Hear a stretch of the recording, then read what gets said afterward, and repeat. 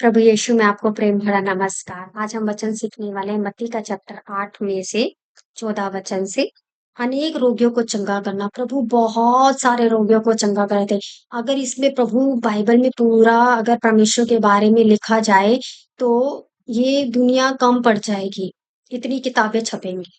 है ना? लेकिन यहाँ पे कुछ-कुछ चीज़ों को लिखा गया है कि परमेश्वर ने कितने अद्भुत तरीके से लोगों के जीवन में काम किए जब वे मनुष्य के रूप में आए। उन्होंने अपने आप को प्रकट किया कि सच मैं खुदा का पुत्र हूँ, परमेश्वर का पुत्र हूँ। लेकिन एक्चुअली में वो खुद ही परमेश्वर थे, केवल एक मनुष्य के रूप में, पुत्र के रूप में उनको दर्शाया गया है यहाँ पे, ताकि हम लोग जानें कि परमेश्वर ने भी बहुत दुःख भोगा, बहुत कष्ट भोगे, बहुत सारी परीक्षाओं का सामना किया और बहुत सारी चीज़ों को उन्होंने हमारे लिए सहा, क्रूस पे मृत्यु को सहा और बहुत सारे लोगों के जीवन में चंगाइयाँ दी, छुटकारे दिए और जो कोई उन पे विश्वास करता था, वो उद्धार को पाता था, सल्वेशन को पाता था, उनका जीवन बदलता था। तो यीशु जब पतरस के घर आया तो उसने उसकी सास को ज्वर में पड़ी देखा। जो पतरस है प्रभु यीशु का एक शिष्य है, चेला है। जो पतरस है, उस पतरस को परमेश्वर ने बुलाया था कि तू मेरे पीछे हो ले। तो यहाँ पे क्या देखते हैं, जो पतरस की मदर इन लॉ है वो यहाँ पे बहुत बीमार पड़ी हुई है घर पे। और क्या होता है, जब उसने उसकी सास को ज्वर में पड़ी देखा तो उसने उसको हाथ से छुआ और उसका ज्वर उतर गया। केवल प्रभु यीशु के एक शब्द से वो कई तरीके से लोगों को चंगाइयाँ देते थे, कभी बोल के, कभी छू के, कभी कैसे तो कभी कैसे। तो यहाँ पे उसकी सासू माँ को, पतरस की सासू माँ को उन्होंने छुआ ऐसे करके और क्या हुआ, तुरंत ही वह ज्वर उतर गया, उसका बुखार जो है उतर गया। और वह उठकर उसकी सेवा करने लगी। देखिए वो इतनी एक्टिव हो गई, नहीं तो एक बुखार में पड़ा व्यक्ति कितना दुर्बल महसूस करता है, कमज़ोर महसूस करता है खुद को, है ना? वो उठ नहीं सकता है, उसको अच्छा फ़ील नहीं होता है, उसका मुँह का टेस्ट बिगड़ा हुआ होता है, उसको चक्कर आ रहे होते हैं, उसका शरीर ढीला-ढाला हो जाता है। लेकिन जैसे ही प्रभु यीशु ने उसे छुआ, बुखार तो गया, वो बिस्तर से खड़ी होके तुरंत उनके लिए खाना बनाने भी चली जाती है, इतनी एक्टिव हो जाती है क्योंकि खुदावन ने उसको छुआ है। हालेलुया! कोई मेडिसिन से वो ठीक नहीं हुई तुरंत, वो परमेश्वर के स्पर्श से ठीक हुई है, उसको छूने से, परमेश्वर के छूने से वो चंगी हुई है। और जब संध्या हुई तब उसने उसके पास बहुत से लोगों को लाए जिसमें से दुष्ट आत्माएँ थी, बहुत सारी दुष्ट आत्माएँ जैसे कि मृगी बोलते हैं हम, मृगी किस कारण से आती है? ये दुष्ट आत्माएँ लोगों के जीवन में समा जाती हैं और इनका निकलना बहुत ज़रूरी है। परमेश्वर ने उन दुष्ट आत्माओं पे अधिकार लिया और उनको निकाला। ऐसा कोई भी खुदावन नहीं कि जो इस तरीके से काम करता हो। सच में प्रभु बहुत सारी चीज़ों से हमें आज़ाद करते हैं, हमें पता भी नहीं होता।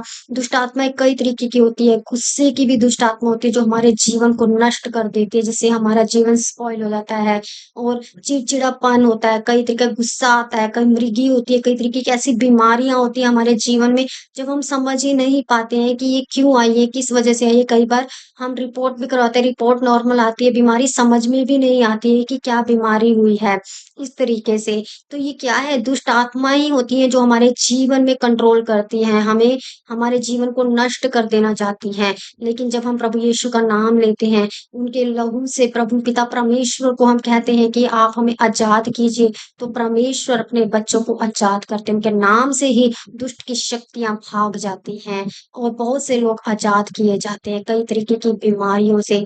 ये प्रैक्टिकल है, मैं आप केवल ये बुक पढ़ रही हूँ इसमें से नहीं बता रही हूँ, मैंने खुद ने भी देखा है और खुद ने भी महसूस किया और मुझे भी कई तरीके की ऐसी परेशानियाँ थी जीवन में, जिससे मैंने छुटकारा पाया है प्रभु यीशु के वचनों के द्वारा, प्रार्थना के द्वारा और मैंने भी बहुत ज़्यादा समर्पण किया है प्रभु यीशु को और उनके पीछे चलने का पूरा मैंने जो है कोशिश में अभी तक लगी रही हूँ और करती रही हूँ और मैं परमेश्वर मुझसे बहुत प्रेम करते हैं, आपसे भी बहुत प्रेम करते हैं और जब प्रभु ने मुझे चुन लिया है, तो प्रभु ने मुझे बहुत बड़ा छुटकारा भी दिया है। इसलिए मैं ये सब वीडियो बना रही हूँ और मुझे बहुत अच्छा लगता है कि मैं परमेश्वर की एक बेटी हूँ। परमेश्वर ने मुझे बुलाया है, चुना है क्योंकि प्रभु प्रभु का वचन बोलता है, मैंने तुम्हें चुना है, तुमने मुझे नहीं चुना है। तो परमेश्वर ने मुझे चुना है। मैं कोई नहीं होती कि मैं प्रभु यीशु को चुनूँ, प्रभु यीशु का नाम लूँ और प्रभु यीशु के सत्संग में जाऊँ,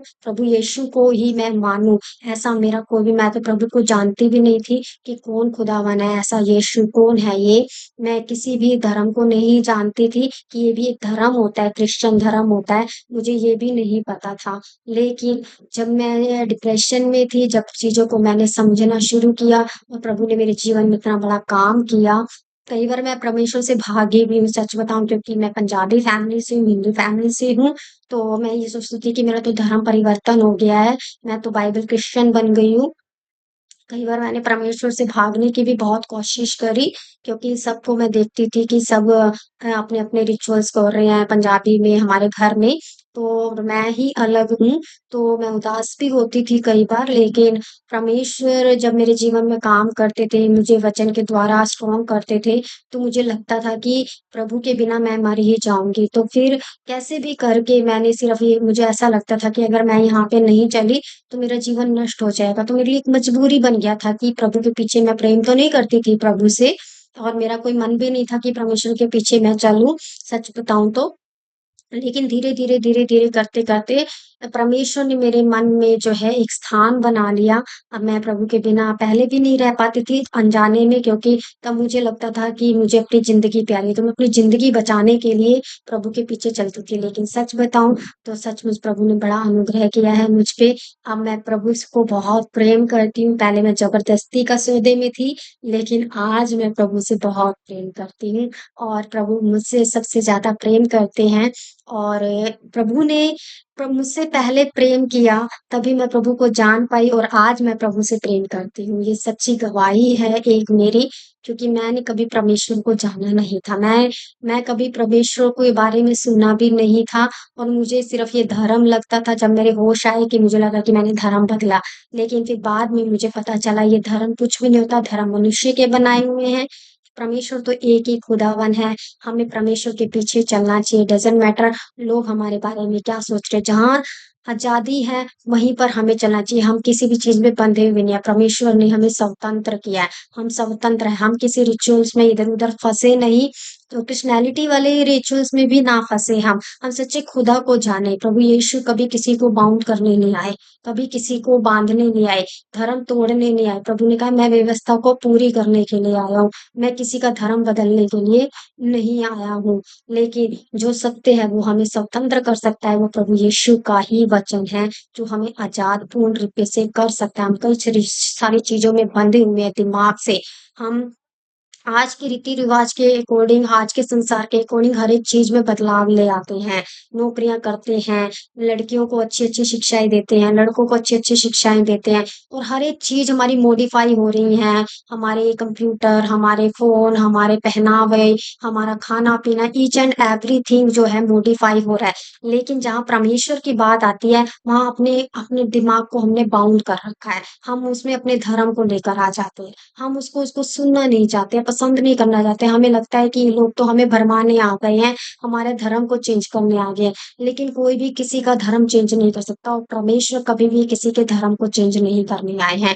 बाइबल में कहीं पर भी ऐसा नहीं कहा है कि मैं तुम्हारा धर्म परिवर्तन करने आई हूँ। परमेश्वर ने कहा मैं व्यवस्था को पूरी करने आई हूँ। व्यवस्था मतलब जहाँ हम फँसे हुए हैं, जहाँ हम अटके हुए हैं, जहाँ हम बंधे हुए हैं, वहाँ पे मैं तुम्हें आज़ाद करने आया हूँ, ताकि तुम आज़ाद हो जाओ। बीमारियों से, परेशानियों से, लड़ाई-झगड़ों से मेल-मिलाप तुम्हारे बीच में हो, प्रेम हो, शांति हो, वो ही परमेश्वर जो है पूरा करने के लिए आए हैं।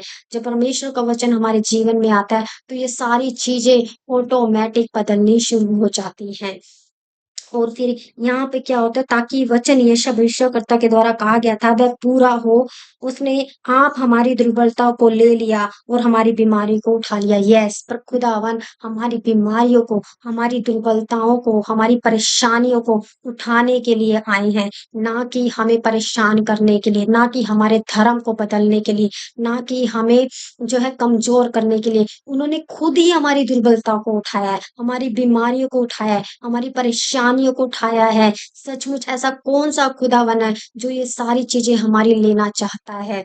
ऐसा कौन-सा खुदावन है जिसने हमारे लिए अपने प्राण को त्याग दिया, हमारे लिए कोड़े खाए हैं, काँटों का ताज डाला है और अपना लहू को बहाया है। कोई भी व्यक्ति आप जिससे भी प्रेम करते हैं, उसने आपके लिए कुछ ना कुछ किया है, तभी आप उससे प्रेम कर रहे हैं, है ना? लेकिन प्रभु यीशु ने भी अपना बलिदान दिया, लेकिन हम उनसे प्रेम नहीं कर पाते। हम कहते हैं किया है तो क्या हो गया? एक बलिदान दिया है तो किसने किया? हमें तो नहीं पता ना, हमने तो नहीं देखा ना। हम ऐसे ही कहते हैं। ऐसा क्यों कहते हैं हम? क्यों? पवित्र शास्त्र कभी झूठा हो सकता है क्या? हम और भी तो पवित्र शास्त्र पढ़ते हैं, ग्रंथ साहिब जी पढ़ते हैं, कुरान पढ़ते हैं, गीता पढ़ते हैं, बहुत सारी हम स्पिरिचुअल बुक्स पढ़ते हैं, हम उन पे विश्वास करते हैं। तो बाइबल में जो लिखा हुआ है उस सत्य को हम क्यों ठुकराते हैं? हम उसको क्यों नहीं जानना चाहते हैं? आखिर एक तो खुदावन है जिसने इतना सैक्रिफाइस हमारे लिए किया। अगर जब हम उसके नाम से हमें चंगाइयाँ मिल रही है, हमारे जीवन में बदलाव आ रहा है, तो लोग हमारे ऊपर फिंगर पॉइंट करते हैं कि इन्होंने धर्म बदल लिया। जबकि परमेश्वर कभी भी किसी के ऊपर धर्म परिवर्तन करने नहीं आया है। परमेश्वर हमें आज़ाद करने आए हैं। परमेश्वर हर एक तरीके से हमें खुश देखना चाहते हैं, ना कि हमें बीमार, परेशान और दुखी देखना चाहते हैं। आप प्रभु यीशु के नाम को जानिए, उनको बदनाम मत कीजिए। किसी भी व्यक्ति को बदनाम हमें करने का कोई अधिकार नहीं है, वो तो खुदावन है ना? वो तो सच्चा परमेश्वर है। हम किसी के ऊपर फिंगर पॉइंट ना करें। अगर हम ऐसा करते हैं, तो हम दोषी पहले से ही हैं इंसान, हम क्यों एक-दूसरे के ऊपर दोष लगाएँ? और खुदावन तो हमारा ज़िंदा परमेश्वर है, जो हमारी प्रार्थना को सुन के उत्तर देने वाला पिता परमेश्वर है। आपको प्रभु इस वीडियो के द्वारा बहुत आशीष करे और परमेश्वर पे आप भरोसा रखें, क्योंकि परमेश्वर बहुत ही भला परमेश्वर है। वो सच्चा पिता परमेश्वर हमारा बाप है, हमारा जो पिता परमेश्वर है, स्वर्ग में विराजमान है, हमें हर पल देखता है, हमारी ज़रूरतों को पूरी करता है। हालेलुया! धन्यवाद करती हूँ प्रभु जी इस वचन में, प्रभु लोगों को छुटकारा दे, लोग आपके वचनों को जाने और समझे आपको। प्यारे प्रभु यीशु के नाम से माँगती हूँ, आमीन। God bless you.